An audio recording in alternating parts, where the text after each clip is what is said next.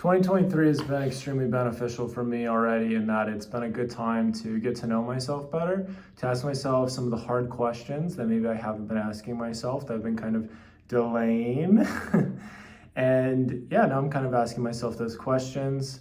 I have been fighting a lot to get a greater sense of clarity and a sense of like trust in myself, not really control of myself, but trust that I can help out myself, that I can lead myself, that I can guide myself, that I can put myself in good situations kind of thing consistently and build myself up and encourage myself if I am in a situation that is kind of getting closer to like going down a hill or something.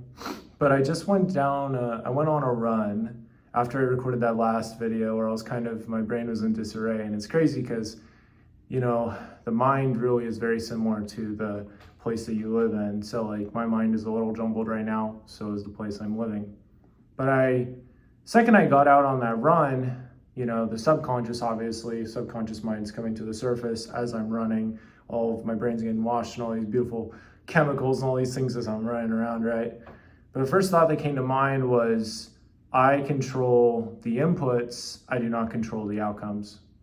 I believe that this is really important, especially as I am preparing to move out of this wonderful arrangement, that there's things that I have control over, and that's that. If I got, some of these things done that I'd like to get done, then that would be really beautiful.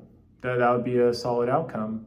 But I cannot 100% control how those things will be received by other people, how those things will be perceived by other people. And that's the hard thing, is sometimes I'd like to be, okay, I get this done and this done and this done, and all of a sudden people will, think of me in a better way or whatever, But I realized that the real key to all of this is, am I happy? Like, am I doing good things? Do I feel genuinely impressed with myself? Am I on a good track? I think of when I was serving as a missionary for the Church of Jesus Christ of Latter-day Saints for 2 years. I was relatively in a state of joy and of reaching out to others and just enjoying that because it was exactly what I wanted to be doing. I prepared my life to live that way for 2 years, and that completely changed how I live the rest of my life, really. And sure, I've made some mistakes and some big mistakes and some mistakes that really seem to, twist things around, like failing an accounting class and, other things of similar struggle and such. Yet I still have that 2 years as a reminder of what can happen if I really intentionally design my life.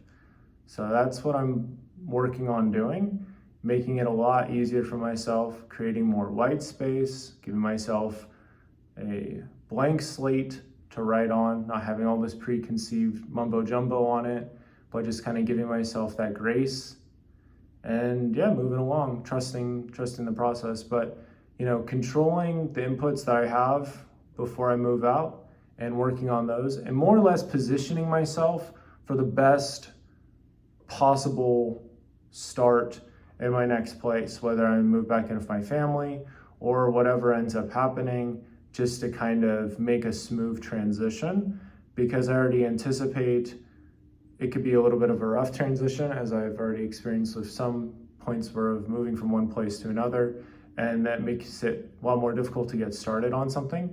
But I'd like to make it really easy for myself so I don't have to stress out about things. And just kind of give myself grace, be thankful for things that have been accomplished here, which I have gotten a lot done here. There's no way I would be making this video if I just stayed with my parents. I probably would have wasted the next couple months. And I think I've had a lot of time to experiment here, which has been really good. It's just been me by myself, just me completely by myself. I think I've learned a lot in terms of how to help myself in the future. And those are beautiful things. But I just remind myself that I control the inputs, not the outcomes, that I can improve a lot of things, and I have power to implement things, to make these choices, to make things better. And it might be difficult in the moment, but sometimes those really difficult pivots are the ones that are for the best. So it's humbling, but it's good. for me. I'm just like reminding myself, I always feel better after a run. I did a run, then I did a cold shower. I feel a lot better than I did a couple hours ago.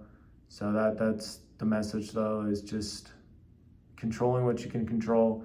If you need to take some things out, having the confidence and the trust to take those things out, even if it's a really wonderful, good thing. So just remembering what you want to accomplish and prioritizing your life now so you can have that in the future, or at least something close to it. Because again, you control the inputs, not the outcomes. Things might turn out way, way better than you might have expected. And that's kind of what I'm thinking will happen. But it's going to take some big changes. So for now, that's what I'll say.